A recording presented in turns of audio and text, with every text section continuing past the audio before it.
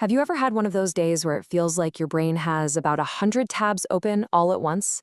Well, today we're going to build a practical mental first aid kit for exactly those moments. You know that feeling, right?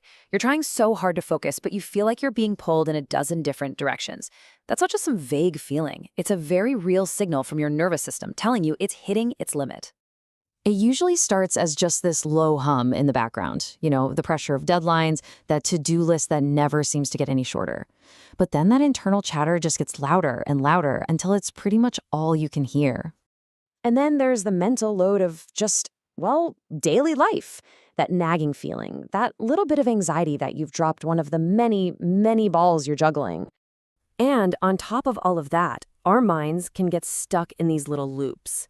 We start replaying conversations, trying to figure out what someone really meant by that one little thing they said. It is absolutely exhausting.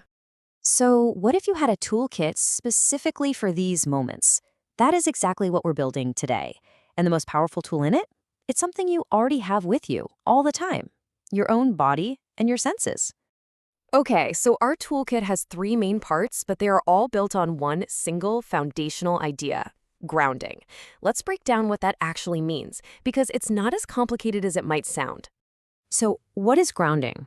Honestly, it's just the simple act of pulling your focus out of that spiral of what ifs and anchoring it right here in the present moment. The reason it works is that it literally interrupts your brain's alarm system, which gives you a safe, practical way to get back in the driver's seat when you feel overwhelmed. And for all my planners out there, here is the structure. Our mental first aid kit has three distinct sections, and it's based on proven therapeutic models. First, we've got physical tools that use your senses. Second, mental tools to redirect your mind. And third, soothing tools that are all about self-kindness. Let's start with the first compartment in our kit, a physical tool. This one is so powerful because it's immediate. I like to call it the 5-second reset. This is the 5-4-3-2-1 method. It's incredibly simple, and you can do it right now with me.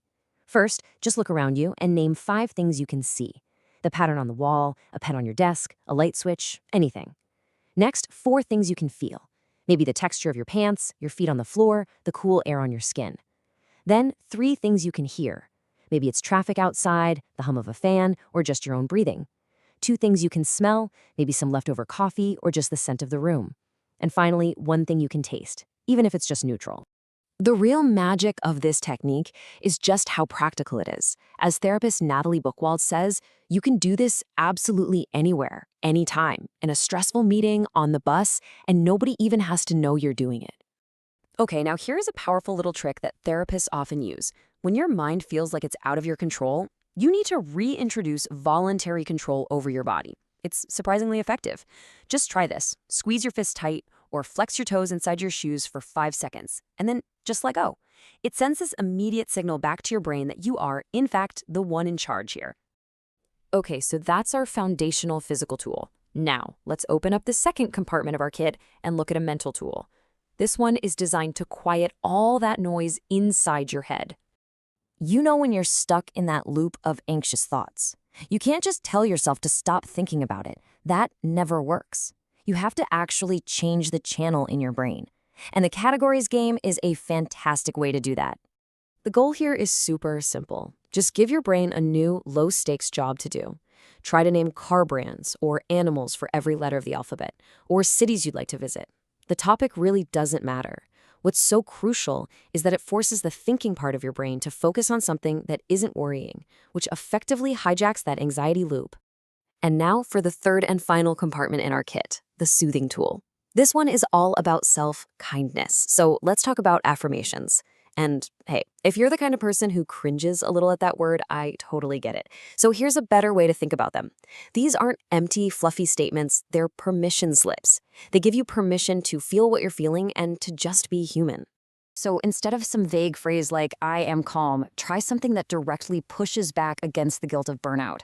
A permission slip like, "Rest is not lazy, it's essential." Or maybe, "My worth isn't measured by my productivity." These are practical reminders, not hollow commands. So now you've got the basic building blocks. The next step is to go from just learning about these tools to really owning them by making your kit personal. You've got the 3-part framework: physical, mental, and soothing. Just by getting this far, you've done more than most people ever do. The long-term strategy here isn't just to know these tools, but to experiment with them and build a kit that is perfectly, uniquely yours. And here's something that almost no one talks about: finding your personal sensory style. Think about it for a second. Do you find comfort in the feeling of a smooth stone in your pocket? That might make you a tactile grounder. Or does a certain scent, like lavender, instantly calm you down? Maybe you're an olfactory soother. Exploring this is the real key to personalizing your kit. And if you're the type of person who loves knowing what actually works for other people, here are some really unique ideas that have come out of online communities. People use things like frozen oranges just to hold, magnetic rocks to click together, a specific smooth stone, or even just a weird little figurine from their desk. It doesn't have to be some fancy wellness product. It just has to work for you. And ultimately, that's the whole point, right? Your mind is the one place you live in every single second of every single day. These aren't just coping mechanisms, they are the tools you can use to make that space feel a little bit more like a home. Having a first aid kit is absolutely essential for when the storm hits. But what if you could understand the hidden patterns that caused the storm in the first place?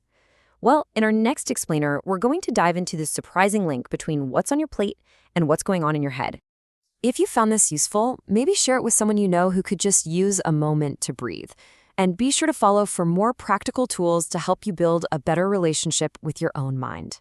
If this touched your heart, please subscribe, like, and share it with your family. Save this for more meaningful content ahead.